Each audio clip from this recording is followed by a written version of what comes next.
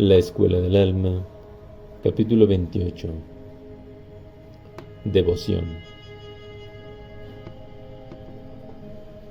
En las primeras etapas del grupo, cualquier devoción que sea practicada deberá ser simple, pues hasta que el grupo comience a fundirse en una unidad operacional, nada que pueda ser de utilidad a nivel colectivo puede sostenerse o enfocarse.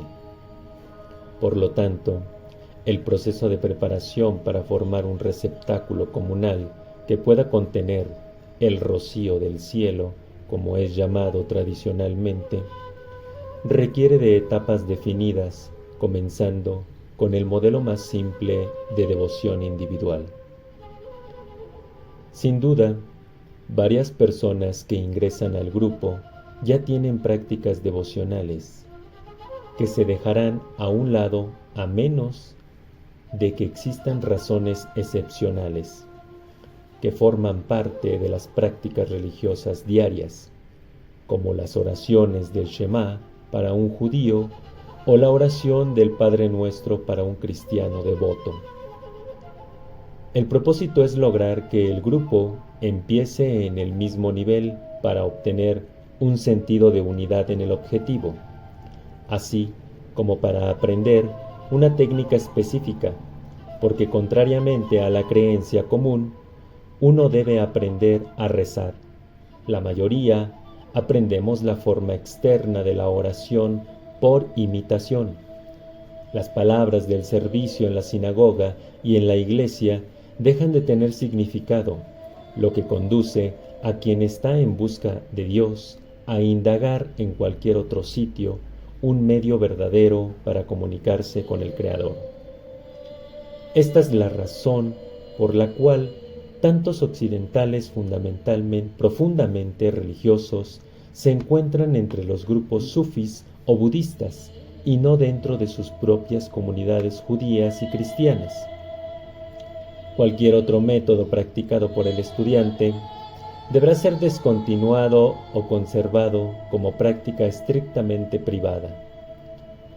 Mientras estén en el grupo, los estudiantes deberán seguir escrupulosamente la práctica que el tutor especifique para lograr un desarrollo sin distracciones. Lo primero que deberán aprender acerca del arte de la devoción es exactamente lo que el término devoto significa, es decir, el estudiante deberá desarrollar una conexión entre la tríada del sentimiento, Netzach, Hod y Yesud, y la tríada del pensamiento, Hod, Yesud y Malhut. Dichas tríadas, que trabajan para incrementar la capacidad de analizar y tener mayor sensibilidad ante los estados de ánimo de la conciencia ordinaria del ego, normalmente la tríada del sentimiento, con sus altibajos, influye en el ego, pero bajo la disciplina y una dirección guiada, puede volverse el agente por medio del cual el ego contacta los mundos internos de forma muy distinta de una respuesta inconsciente ante lo que sucede más allá del umbral de la psique, pues bajo la dirección, la atención puede revertirse de manera que la voluntad manda sobre el ego, en vez de que éste se vea dominado por estados mentales rítmicos o distantes, como la melancolía de lunes por la mañana o la sensación de profunda depresión por algo que sucede en el inconsciente. Entrenar la tríada del sentimiento toma tiempo, ya que es la más inestable de las tres tríadas que rodean al ego. Primero deberá enseñársele a quedarse quieta, como al caballo sin domar, antes de ponerle las riendas. El entrenamiento se logra trabajando desde las otras tríadas, que soportan y contienen esa función volátil. A la tríada activa se le da la tarea de permanecer en la misma posición física, como algunas tradiciones que usan algunas posturas o ejecutan movimientos específicos, como las vueltas de los derviches que giran sobre el eje del dedo gordo del pie. Ambas soluciones utilizan el exceso de energía y la enfocan hacia un centro quieto, silencioso, que será ocupado por el estado consciente de la tríada del sentimiento. Asimismo, la tríada del pensamiento, que se le da algo para contemplar, que pueden ser palabras de una oración o un mantra en hebreo, en inglés o en cualquier idioma que sea apropiado. En este caso, puede ser útil repetir estar quieto. La combinación creará la estructura y la dinámica adecuadas para una experiencia devocional. Al principio, la práctica de devoción deberá efectuarse bajo la dirección del tutor. Tal vez la primera sesión dure toda la velada, para que a todos les quede claro qué es y cómo debe realizarse. Es posible que surjan preguntas tanto acerca de asuntos prácticos como sobre la rapidez o si la frase debe ser pronunciada en voz alta, o sobre asuntos teóricos como la forma detallada en que trabajan las tríadas durante una meditación. El ejercicio deberá ser practicado en casa durante el día, para que el estudiante pueda darse cuenta de lo que puede o no hacer. Por ejemplo, algunos descubrirán que no pueden concentrarse o no pueden conservar la postura que les fue sugerida. Esos problemas pueden resolverse en privado, pero de preferencia en la reunión semanal, para que todos puedan ver y compartir los éxitos así como los fracasos del ejercicio. La interacción es muy importante, ya que de tal manera la persona no solo se da cuenta de que no está sola, tanto en sus dificultades como en sus avances, sino que aumenta la reserva comunal de la memoria del grupo, vital por ser un organismo vivo. Cuando haya sido establecida la primera práctica devocional, esta puede utilizarse para equilibrar el lado teórico y el ritual de las reuniones con regularidad, en que una de cada 3 sesiones se dedique a la devoción o en ocasiones cuando haya mayor inclinación hacia lo intelectual o lo corporal. Dedicar 10 minutos de meditación tras un intenso periodo de trabajo intelectual o físico trae consigo una dimensión refrescante y despejada y despeja cualquier negatividad acumulada en la atmósfera. Algunos grupos tienen una reunión especial de devoción una vez al mes, mientras que otros dedican una parte de cada reunión para meditar. Depende de las necesidades del momento y de la tendencia de los miembros.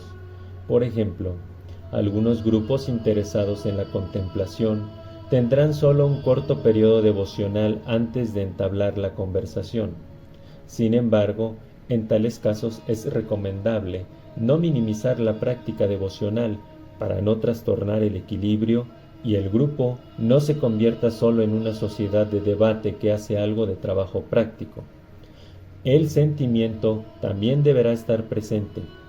Conforme el grupo madura, la práctica devocional puede ser elaborada.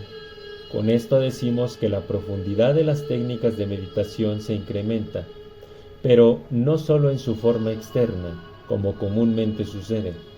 Por ejemplo, durante la práctica quizá los estudiantes desvíen su atención de la tríada del sentir hacia el triángulo del despertar, justo arriba del umbral que se extiende entre Hod y Netzach.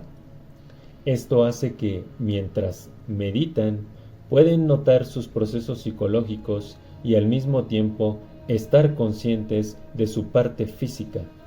Desde luego, no resulta tan fácil como el simple ejercicio de mantener la atención en un mantra. Pero la devoción con una ejecución decidida y diligente precipitará una plegaria de un orden muy distinto. Por ejemplo, la persona se percatará no solo de sí misma, sino de la situación de otros estudiantes en el salón. Tal vez esto no sea una ventaja, dado que provocará distracción.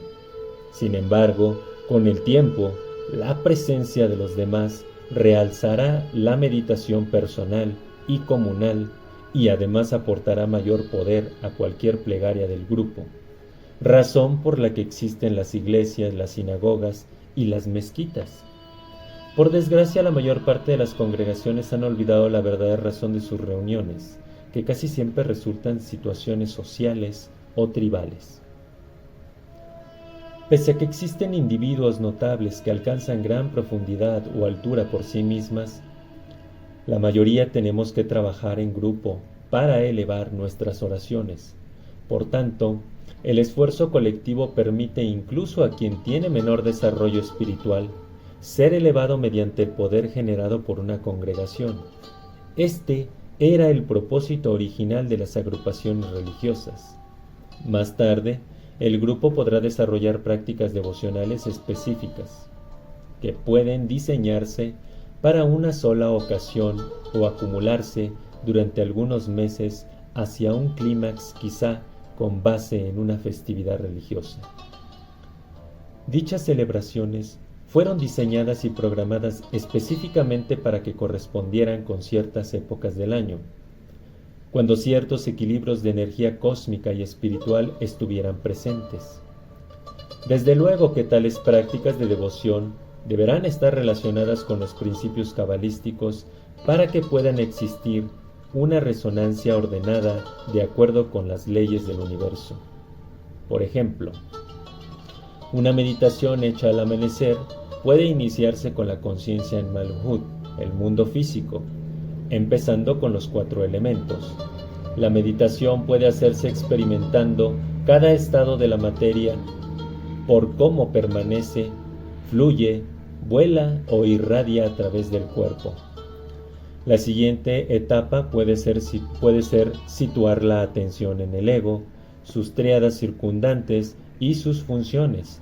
Después, el estado del despertar en la psique inferior y el cuerpo fueron someramente observados antes de ir al lugar del ser, desde donde uno puede ver su vida completa, así como el momento presente, sentado de pie en compañía de un número de compañeros del sendero, mirando cómo el sol toca el horizonte. Esto conducirá hacia un cambio de dimensión y mientras sigue la repetición de una plegaria, de petición o alabanza específica, el estado de conciencia puede cambiar del mundo físico y del psicológico al del espíritu. En este punto, debería conservarse la altura, manteniéndose en el corazón de la oración, frase o palabra que comenzarán a conducir a la persona hacia las regiones más elevadas del mundo de la creación, donde será permitido experimentar la luz de la divinidad o ser sostenida, mientras quienes se han ido retornan y comienzan a descender a la tierra en una secuencia ordenada. La profundización gradual de cada sesión de meditación deberá realizarse al unísono con el trabajo de la contemplación, para que los estudiantes puedan percibir cómo la teoría de la Kabbalah toma vida durante sus devociones. Con el tiempo, se darán cuenta de cuántas plegarias están cuidadosamente construidas con base en los principios espirituales, igual que varias festividades. Por ejemplo, los templos antiguos se revelan como oraciones plasmadas en piedra, cada nivel representado con círculos, cámaras o altares. Aún los fragmentos de oración que han llegado a nosotros pueden reconocerse como vehículos para la devoción basados en los mismos principios, aunque la modalidad sea por medio de un dios o de un mito. El conocimiento esotérico siempre ha acompañado a la humanidad, desde Enoch, el primer ser humano que llegó a realizarse completamente, trayendo hacia los mundos inferiores el cuerpo de conocimiento superior, transmitido a nosotros. Quizá las oraciones que nos son familiares desde nuestra niñez cobren un significado distinto a la luz de lo que se estudia y se practica en el grupo. Por ejemplo, la oración del Padre Nuestro de Joshua ben Miriam de Nazaret contiene el esquema cabalístico completo y la oración judía de la misma magnitud, el Shema, en sus palabras englobada, el contenido más profundo, cuando se traduce a escucha o despierta, oh Israel, o aquel que lucha con Dios. Yahvé es nuestro Dios, Yahvé es uno, es decir, la unidad única. Si las palabras de estas oraciones fueran sentidas en su totalidad, como fueron expresadas, entonces el devoto sería iluminado por la luz divina. Sin embargo, la mayoría estamos tan atados a la tierra que debemos usar la forma física para elevar nuestro nivel mediante el ritual, que es el camino de la acción, utilizado en conjunto con los caminos de la devoción y de la contemplación.